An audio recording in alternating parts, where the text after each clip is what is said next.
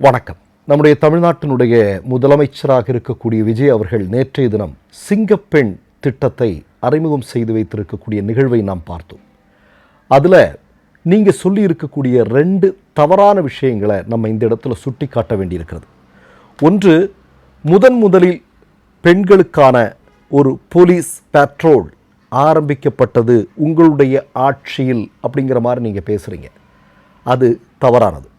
June 29, 2023 காலகட்டத்தில் முன்னாள் முதல்வர் மு.க. ஸ்டாலின் அவர்களுடைய ஆட்சியில் முதலாக தமிழ்நாட்டில் பெண்களுக்கான போலீஸ் பேட்ரோல் ஆரம்பிக்கப்பட்டது. அதுக்கு இன்னொரு காரணத்தை நான் சொல்கிறேன், இன்னொரு எவிடன்ஸையும் சொல்கிறேன். இப்போ நீங்கள் ஆட்சி பொறுப்பிற்கு வந்ததற்கு பிறகு முதல் மேடையிலேயே சிங்கப்பெண் திட்டம் விரைவில் அறிமுகம் செய்யப்படும் என்று சொன்னீர்கள். அதையொட்டி இந்த தாவேகா கட்சியை சார்ந்தவர்கள் தங்களுடைய சமூக ஊடகங்களின் வழியாக முதல்வர் மு.க. ஸ்டாலின் காலத்தில் ஆரம்பிக்கப்பட்ட அந்த பிங்க் நிறத்திலான போலீஸ் பெண்களுக்கான பேட்ரோல் இருக்கு இல்லையா, அதனுடைய புகைப்படங்களை எடுத்து போட்டு இதோ விஜய் ஆரம்பிச்சிட்டார் அப்படின்னு சொல்லிட்டு இருந்தாங்க. இதை நம்ம சொல்ல வேண்டிய தேவையில்லை, உங்களுக்கு தெரிஞ்சிருக்கும்னு நினைக்கிறேன். நம்பர் 1. நம்பர் 2, இந்தியாவிலேயே பெண்கள் பாதுகாப்பிற்கான ட்ரோன் சர்வைலன்ஸ் முதலாக ஆரம்பிக்கப்பட்டதும் இப்போ தான் அப்படின்னு சொல்கிறீங்க. அதுவும் தவறு.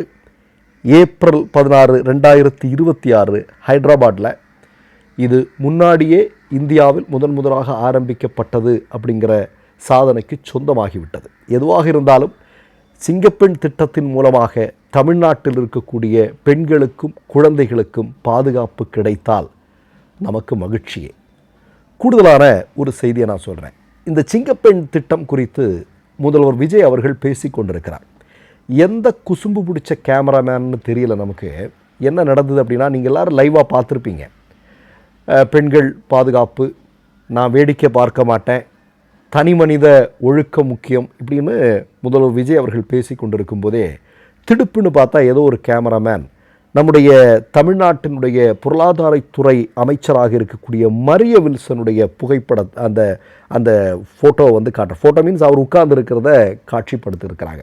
நான் இதுக்கு மேலே சொல்ல வேண்டிய தேவை இல்லைன்னு நினைக்கிறேன். சரி, இப்போ நீங்கள் சொன்னது உங்களுக்கு யார் இந்த தகவலை கொடுத்தாங்க அதெல்லாம் இருக்கட்டும். ஆனால் இதை விட மிக முக்கியமான விஷயம், தமிழ்நாட்டில் இன்றைக்கு மின்வெட்டு அப்படிங்கிறது. நம்ம முதல்லே சொல்லிடுறோம் தமிழ்நாட்டு மக்களுக்கு, விஜய் அவர்களுடைய அரசு மின்சாரத்துறையை முழுமையாக தனியார் மயத்திடம் கொடுப்பதற்கான வாய்ப்பு இருக்கிறது அப்படிங்கிறத நான் சொல்லுவேன். ஏற்கனவே 11-11 தனியார்கிட்ட ஒப்படைப்பதற்கான முயற்சி இருக்கிறதுன்னு ஒரு ஊடகம் வெளியிட்டிருக்கிறது. மின்சாரத்துறையை முழுமையாக தனியார் மயத்திடம் கொடுப்பது அல்லது பெரும்பாலான பகுதிகளை தனியார் மயத்திடம் கொடுப்பது, அதாவது அதானியிட்டிருந்து மின்சாரத்தை வாங்குவது, விநியோகம் மட்டும் இவர்கள் செய்வது போன்ற ஒப்பந்தத்திற்குள் வரலாம். அதற்கான ஒரு திட்டம்தான் செயல்படுத்தப்பட்டு கொண்டிருக்கிறது என்கிற சந்தேகம் தமிழ்நாட்டு மக்களுக்கு இருக்கிறது என்பதை முதலில் பதிவு செய்து கொள்ள விரும்புகிறேன். சரி, இதற்காக பல இடங்களில் பல செய்திகள் வருது இல்லையா. இப்போ அமைச்சர் நிர்மல்குமார் என்ன சொல்கிறார் அப்படின்னா, ஃபியூஸ் கேரியரெல்லாம் திருடிட்டு போயிடுறாங்க, அதனால தான் இவ்வளோ பெரிய மின்வெட்டு வருது அப்படின்னு. நான் என்ன கேட்குறேன், ஃபியூஸ் கேரியரை தமிழ்நாட்டினுடைய எல்லா பகுதிகளிலும், அதாவது மின்வெட்டு நடக்கக்கூடிய பகுதிகளில் எல்லாம் திருடி கொண்டிருக்கிறார்களா? இப்போ அதுக்காக நீங்கள் ஒரு வீடியோ வெளியிடுறீங்க இல்லையா, 2 பேர் பைக்கில் வர்றாங்க, ஃபியூஸ் கேரியரை திருடிட்டு போகிற மாதிரி ஒரு வீடியோ. அது நீங்கள் பார்த்தீங்க அப்படின்னா பகலில் நடக்கக்கூடிய சம்பவம். இப்போ சென்னை உட்பட மின்வெட்டால் மக்கள் பாதிக்கப்படக்கூடிய இடங்களிலெல்லாம் இது எந்த நேரத்தில் நடக்குது? இரவு நேரங்கள் நடக்குது. நாம் கூட சொன்னோம், ஒரு 3 நாளைக்கு முன்னாடி 11 மணிக்கு கரண்ட் கட் ஆகுது, 11:30க்கு வருது, திரும்ப அடுத்த ஒரு 1 ஹவர் கழித்து கட் ஆகுது, திரும்ப இதை போகுது. இன்னொரு இடத்துல என்னென்னா, ஒரு நைட்டு ஒரு 11:45க்கு கட்டான கரண்ட்டு காலையில் 6:10க்கு தான் வருது. அப்போது இந்த மாதிரியான விஷயங்களுக்கு நேரடியாக பதில் சொல்ல முடியாமல் நீங்கள் ஒரு ஆதாரம் அப்படிங்கிற ஒன்று கொடுக்கறதன் மூலமாக மீண்டும் அம்பலமாகி கொண்டிருக்கிறீர்கள். இன்னொன்று நான் நினைக்கிறேன், ஃபியூஸ் கேரியர் நம்ம கைகளில் இல்லையா? ஒரு ஃபியூஸை எடுத்துகிட்டு போகிறான், ஒருத்தன் தான் போயிட்டான், ஏன் இன்னொரு ஃபியூஸை கொண்டு வந்து போட்டால் சரியாக போகுதே, அது என்ன பெரிய வேலையாது? இப்போ கரண்ட் எங்கள் ஊரில் கட் ஆகிடுச்சு அப்படின்னா நாங்கள் கூப்பிட்டு சொல்ல போகிறோம், உடனடியாக வந்து ஃபியூஸ் கேரியரை மாட்டிட்டு போனால் முடிஞ்சுது. இவ்வளவு நேரம் அது தொடருமா? இன்னொரு விஷயம் நான் என்ன சொல்கிறேன் அப்படின்னா, இப்போது இந்த பவர் கட்டுக்கு, இந்த மின்வெட்டுக்கு மிக முக்கியமான காரணம் கோடை காலமாக இருக்கிறது அப்படின்னு நான் என்ன கேட்கிறேன். கடந்த காலத்தில் திராவிட முன்னேற்ற கழகத்தினுடைய ஆட்சி இருந்தது. அதற்கு முன்னால் அதிமுகவினுடைய ஆட்சி இருந்தது. அந்த காலகட்டத்தில் எல்லாம் கோடை காலம் இல்லாமல் இருந்ததா? இந்த தமிழ்நாடு முழுக்க அப்போ ஊட்டி மாதிரி தான் இருந்ததா? இப்போ எதற்கு நீங்கள் தொடர்ந்து நீங்கள் செய்து கொண்டிருக்கக்கூடிய தவறுகளை மறைப்பதற்கு பொய்யான விஷயங்களை தமிழ்நாட்டு மக்களின் மீது திணித்து கொண்டிருக்கிறீர்கள் அப்படிங்கிற கேள்வி நம்ம முன்வைக்க வேண்டியது இருக்குது. இப்போ என்ன அப்படின்னா, இப்போ நீங்கள் சொல்கிறீங்க பவர் கட்டு கூடிய விரைவில் சரி செய்யப்படும் அப்படின்னெல்லாம் நீங்கள் சொல்கிறீங்க. சொல்லியே ஏறத்தாழ 2 வாரத்துக்கு மேலாகுது.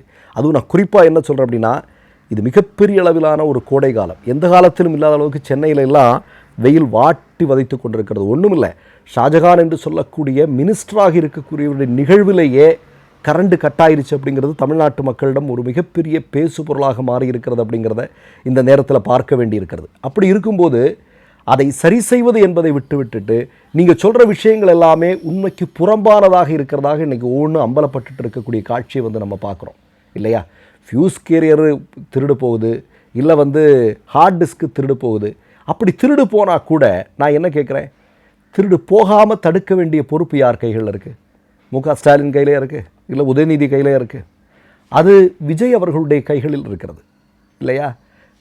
மின்சாரத்துறை அமைச்சராக இருக்கக்கூடிய நிர்மல்குமார் அவர்களுடைய கைகளில் இருக்கிறது. அப்போ திருட்டு போகாமல் பார்க்கணும், திருட்டு நடந்தால் உடனே அதை கண்டுபிடிச்சி அதை சரி பண்ணணுங்கிற பொறுப்பையெல்லாம் தமிழ்நாட்டு மக்கள் இப்போ உங்கள் கைகளில் தான் கொடுத்துருக்குறாங்க. அப்படி கொடுத்துருக்கும்போது நீங்கள் என்ன சொல்கிறீங்கன்னா, அது போகுது, இது போகுது, ஹார்ட் டிஸ்க் போகுது, இது போகுது அப்படின்னு சொல்லிட்டு இருந்தால் தமிழ்நாட்டு மக்கள் அதை எப்படி பார்ப்பார்கள்? கொஞ்சம் யோசிச்சு பாருங்கள். 1 மாதமாக போகுது. நிர்வாகங்களில் பிரச்சனை. மீண்டும் மீண்டும் சொல்கிறேன், நீங்கள் 6 சிலிண்டர் கொடுக்கறத பற்றி தமிழ்நாட்டு மக்கள் பேசலை. தாய்மாமன் சீர் கொடுக்காத பற்றி தமிழ்நாட்டு மக்கள் பேசலை. இப்போ நீங்கள் மீனவர்களுக்கு 20,000 ரூபா கொடுக்கறத பற்றி பேசலை. 2,500 ரூபா பேசலை. இதெல்லாம் பேசலை. அவங்க பேசுகிறது அப்படிங்கிறது, எப்பா பயங்கரமாக கரண்ட் கட் ஆகுதப்பா, எங்களால் தூங்க முடியலப்பா, எங்கள் பிள்ளைகளுக்கு தூங்க முடியலப்பா, எங்கள் வீட்டில் இருக்கக்கூடிய சின்னஞ்சிறுசுகள் ரொம்ப கஷ்டப்படுறாங்கப்பா, இதை உடனடியாக சரி பண்ணுப்பா அப்படின்னு கேட்குறாங்க. இதற்கு என்ன பதில் சொல்கிறீங்க? ஏதோ பதில் சொல்கிறீங்க. ஆனால் அவையெல்லாம் இன்றைக்கு பொய்யாயிருச்சு அப்படிங்கிறது அம்பலமாகி இருக்கிறது. ஒன்றை நான் சொல்லிக்கொள்ள விரும்புகிறேன்.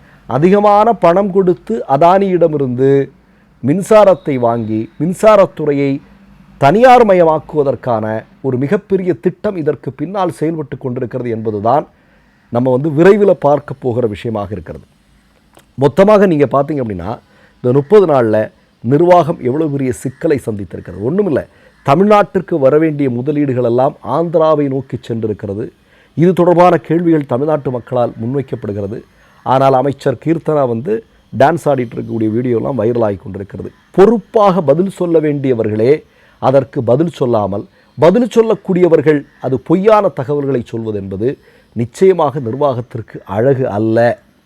அதை கண்டிப்பாக விஜய் அவர்களுடைய அரசு புரிந்து கொண்டால் நல்லது அப்படிங்கிறத சொல்லிக்கொள்ள விரும்புகிறேன். மற்றொரு நிகழ்வில் சந்திப்போம். நன்றி, வணக்கம். 3 யூடியூப் சேனல்கள் வியாபாரத்திற்கு இருக்கிறது. தேவைப்படுபவர்கள் இந்த எண்ணுக்கு தொடர்பு கொள்ளுங்கள். மை நேம் இஸ் ரெட் சேனலை சப்ஸ்கிரைப் பண்ணிக்கோங்க. அதுக்கப்புறமா பக்கத்தில் இருக்கிற ஜாயின் பட்டனை கிளிக் பண்ணீங்கன்னா ஒரு நியூ பேஜ் ஒன்று ஓப்பன் ஆகும். அதுலேயும் ஜாயின் பட்டனே கிளிக் பண்ணிக்கோங்க. அதில் பார்த்தீங்கன்னா credit R debit card options இருக்கு. இதில் உங்களுக்கு விசா, மாஸ்டர் கார்டு, ரிப்பே அப்படின்னு 3 ஆப்ஷன்ஸ் கொடுத்துருக்காங்க. அதில் நீங்கள் எந்த கார்டு சூஸ் பண்ணுறீங்களோ அந்த கார்டோட நம்பர் என்டர் பண்ணிக்கோங்க. அப்புறமா கார்டோட வேலிடிட்டி மந்த் அண்ட் இயரை டைப் பண்ணிக்கோங்க. அடுத்தபடியா உங்க கார்டோட பின்னால சிவிசி கோடுன்னு சொல்லிட்டு 3 நம்பர்ஸ் கொடுத்துருப்பாங்க. அந்த நம்பரை இதில் என்டர் பண்ணிக்கோங்க. அப்புறமா அட்ரஸ் அண்ட் இன்ஃபர்மேஷன் என்டர் பண்ணிட்டு பைங்கிற பட்டனை கிளிக் பண்ணிக்கோங்க. ஒருவேளை உங்க கார்டு நம்பர் இன்வாலிட்னு காமிச்சிச்சுன்னா உங்க கார்டுல இன்டர்நேஷனல் யூசேஜை எனேபிள் பண்ணுங்க.